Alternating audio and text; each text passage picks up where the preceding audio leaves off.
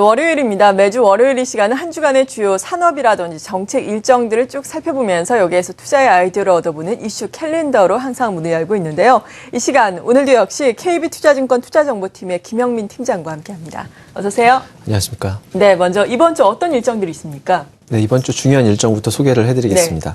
네. 먼저 12월 16일 일정부터 소개해드리겠습니다. 게임 과몰입 방지 MOU가 체결될 예정인데요. 방통위에서 있을 예정이고요.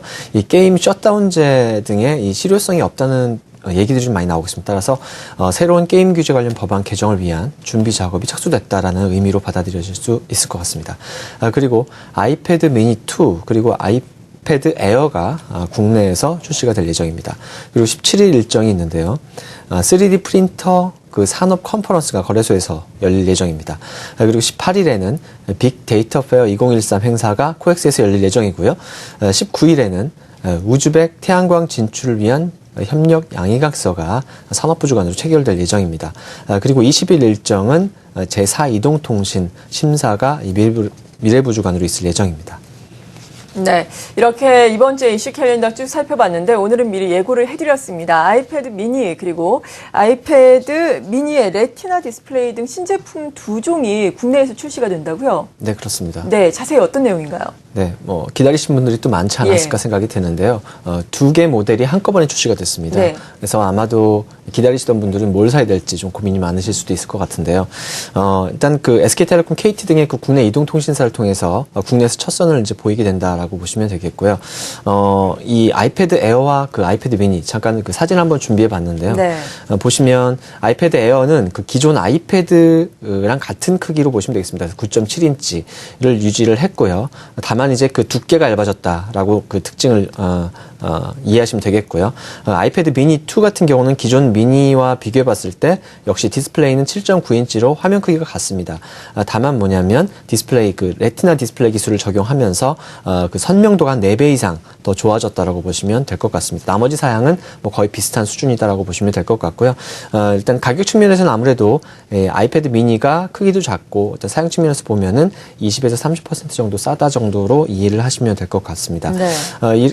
이 아이패드 미니 2하고 그다음에 에어가 출시가 되면서 이 애플에 대한 업데이트가 좀 필요할 것 같아서 그 관련 내용을 좀 준비를 해봤습니다. 네, 살펴볼까요? 예. 일단 먼저는 아이폰 5S에 대한 말씀을 드려야 될 것 같은데요. 최근 들어서 상당히 가파르게 이 판매량이 늘어나고 있다라고 보시면 되겠습니다. 그림 준비되는 것을 좀 보시면 카운터포인트라는 시장 조사 업체의 리서치 결과가 되겠는데요. 10월 그 스마트폰 판매량 순위를 보면은 그 상위권에서 애플이 거의 뭐 싹쓸이를 했다 이런 내용의 발표 내용이 되겠습니다. 그래서 이 아이폰 5S가 이 삼성 갤럭시 S4를 빠르게 좀 추월하는 양상이다라고 이해를 하시면 될 것 같고요. 그 애플 아이폰 5S하고 5C는 이제 보급형 모델이 되겠는데 이 9월 20일, 올해 9월 20일부터 1차 출시국을 중심으로 해서 그러니까 미국과 캐나다, 중국 등이 되겠는데요. 10월부터는 또 한국을 포함한 전 세계 52개국의 공급을 이제 시작을 했습니다. 애플의 이 시장 점유율 상승을 얘기할 때 중국 시장을 빼놓을 수가 없는데요. 이 10월 중국 시장 점유율을 보시면은 한 달 만에 3%대에서 12%로 급상승을 했습니다. 그래서 이 삼성전자가 물론 이제 18%대로 1위를 고수를 하고는 있지만 애플이 그만큼 빠른 속도로 치고 올라오고 있다. 이렇게 볼 수가 있겠고 이 2위 업체가 레노버가 되겠는데 레노버와의 격차도 1%대 간격으로 그 갭이 축소가 됐습니다. 그래서 상당히 기염을 토해내고 있다고 보시면 되겠습니다. 물론 초반에는 뭐 얼마나 팔릴까에 대한 우려감도 있었지만 뚜껑을 열어보니까 점유율 면에서는 상당히 빠르게 개선이 되고 있는 모습을 나타내고 있습니다. 그리고 최근 들어서 이 차이나 모바일, 중국 내 7억 명 이상의 가입자를 보유한 세계 최대 규모 이동통신 사업자죠. 이 차이나 모바일을 통해서 중국 내 사전 계약을 실시를 하면서 이 본격적으로 아이폰 5S 유통에 돌입을 이제 하는 상황이고요. 중국 점유율은 좀 더 빠르게 올라올 수 있다라는 이런 전망들이 나오고 있습니다. 그래서 연간으로는 뭐 한 3천만 대 정도 규모의 애플 관련 제품이 판매될 수 있다라는 이런 전망도 나오고 있습니다. 따라서 이 애플 시장 점유율을 계속적으로 모니터링 해볼 필요가 있겠고요.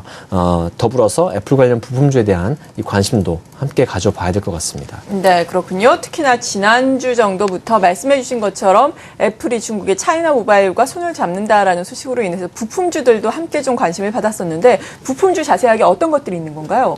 네, 애플 관련 부품주들은 우선 디스플레이 관련 부품주들을 중심으로 말씀드린다면 네. LG 디스플레이, 그리고 LG 이노텍, 또 이제 실리콘 웍스, 인터플렉스와 이라이콘 같은 업체들을 꼽을 수가 있겠는데요. 일단 뭐 이 중에서 뭐 다들 관심을 좀 가져보실 만큼 좀 주가가 충분히 좀 하락한 종목들이 많습니다. 네. 그 중에서도 오늘은 실리콘 웍스라는 종목을 좀 소개를 해드리려고 합니다. 네. 일단 실리콘웍스는 2010년에 상장을 했고요. 디스플레이향 그 시스템 IC 팹리스 업체입니다. 그러니까 그 생산 라인이 없는 업체입니다. 설계 업체라고 보시면 되겠고요. 제품 보시면 드라이버 IC가 80% 이상의 그 제품을 비중을 차지하고 있고요.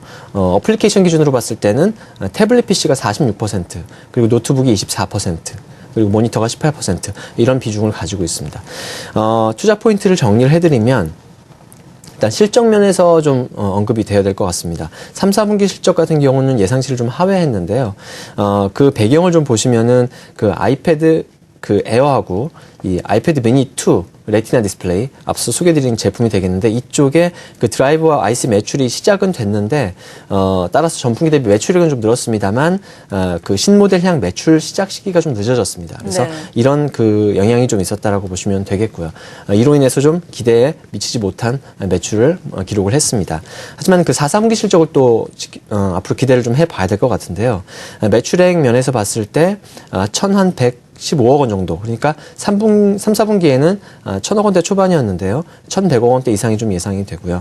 영업이익은 90억 원대 이상, 많게는 뭐 한 100억 원 이상 예상하는 하우스도 있습니다만, 이 4, 4분기는 일반적으로 그 재고 조정을 하기 때문에 이로 인해서 계절적으로 비수기입니다. 하지만 이 아이패드 신모델이 출시가 되면서 이쪽 드라이버 IC 매출이 증가하면서 이 전분기 대비 실적 개선세는 지속될 것으로 이렇게 전망을 좀 하고 있습니다. 그래서 실적 측면에서 봤을 때 일단 그 매출 비중 면에서 애플 비중이 45%에 달하고 있거든요. 네. 그래서 애플 신제품이 출시되고 또 그에 어떤 그 판매량이 어느 정도이냐에 따라서 상당히 좀 주가에 밀접한 영향이 있다라고 보시면 될 것 같은데요. 올해 지난 2012년 4분기와 비교해 본다면은 좀 차이가 있다는 것이죠. 어떤 차이가 있냐면 이 아이패드 4, 그러니까 9.7인치인데 이쪽에만 그 드라이버 IC 납품이 이루어졌고 아이패드 미니가 상당히 인기를 끌었음에도 불구하고 이 미니 제품에는 납품이 안 됐었습니다. 하지만 이번에는 이 9.7인치 아이패드 에어가 이제 아이패드 4의 후속이라고 보시면 되겠고, 네. 그 다음에 아이패드 미니의 후속이 아이패드 미니 2 레티나 디스플레이라고 보시면 되겠는데 이 두 가지 모델 모두에게 제품을 공급하게 됐습니다. 그래서 실적 안정성이 상대적으로 더 높아졌다라는 측면에서 4, 4분기엔 좀 기대감을 가져봐도 될 것 같습니다. 내년도 실적도 좀 우리가 예상을 해봐야 될 것 같은데요. 내년에는 뭐 LED 조명 시장도 열리고요. 또 이 디스플레이 업계에서 봤을 때 이 UDTV 시장이 또 개화가 되는 것으로 네. 이렇게 예상이 되고 있습니다. UDTV라고 하면 이제 울트라 디피니션 TV라 해서 해상도가 초고 해상도다 이렇게 보시면 될 것 같고요. 기존의 그 디스플레이 쪽 IC 제품의 그 평균 판매 단가가 1이라고 본다면은 지금 UDTV 쪽 같은 경우는 2에서 3 정도, 그러니까 2~3배 정도 단가가 높다고 보시면 되겠거든요. 그리고 수량도 더 늘어날 것으로 이렇게 전망되고 있어서 이 신규 제품에 대한 기대감이 높아지고 있습니다. 그래서 이 UDTV용 그 IC 그리고 모바일 원칩 그리고 터치칩 이런 신규 제품 양산이 내년부터 본격적으로 진행될 예정이어서 이로 인한 그 실적 개선과 그 매출 다각화가 진행될 것이다 이렇게 보시면 되겠습니다. 그래서 올해 같은 경우는 이 디스플레이 업황이 워낙 또 부진하다 보니까 거의 뭐 제로 성장에 가까운 모습을 보였다면 내년 같은 경우는 이 디스플레이 쪽 성장이 좀 둔하다 하더라도 이런 신규 제품 쪽에 매출이 늘어나면서 성장이 지속될 것으로 이렇게 예상을 하고 있습니다. 그래서 거의 이 신규 제품 쪽에서 한 400억 원 정도의 추가적인 신규 매출이 나타날 수 있을 것으로 이렇게 보여지고 있기 때문에 기대감을 가져보셔도 좋겠고요. 제가 이 자리에서도 좀 여러 차례 소개를 해드렸지만 LED 조명 시장 개화가 또 기대감이 높지 않습니까? 그렇죠. 그래서 이 LED 조명 쪽에서, 그러니까 기존의 LCD TV 쪽 백라인 유닛 LED에 주로 적용됐던 드라이버 IC의 적용 범위가 이제는 이 교류 LED 조명으로 확대되고 있습니다.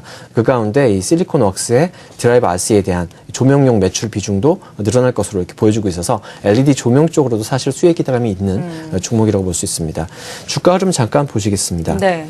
실리콘 웍스 보시면 나름대로 견조한 상승 추세가 좀 만들어지고 있습니다. 물론 아주 급격한 상승 추세는 아니더라도 꾸준한 이런 정배열 차트 흐름을 지금 나타내주고 있는데요. 이 2014년도 예상 실적 기준으로 본다면 지금 현재 PER이 한 12배 정도 수준이라고 보시면 되겠습니다. 그래서 내년도에 앞서 말씀드렸었던 신규 제품에 대한 이런 모멘텀을 감안했을 때 어느 정도 2013년도의 바닥을 확인하는 과정이었다면 내년에는 추가적인 상승의 그림을 보여줄 수 있을 것으로 기대할 수 있겠고요. 일단 지금 현재 가격대는 25,000원이 채 안 되는 지금 가격대인데 3만 원대까지 추가적인 상승세를 좀 기대해 볼 수 있는 그런 현재 수준이라고 볼 수 있겠습니다. 네, 전고점까지는 상승이 가능하겠다라고 말씀해 주셨습니다. 실리콘웍스 계속해서 실적 개선이 이루어지고 있고 그리고 애플의 신제품 출시뿐만 아니라 LED 조명 시장의 수혜를 또 받을 것으로 예상을 해주셨습니다. 오늘 자세한 내용 알아봤고요. 함께해 주신 분은 KB투자증권 투자정보팀의 김영민 팀장이었습니다. 고맙습니다.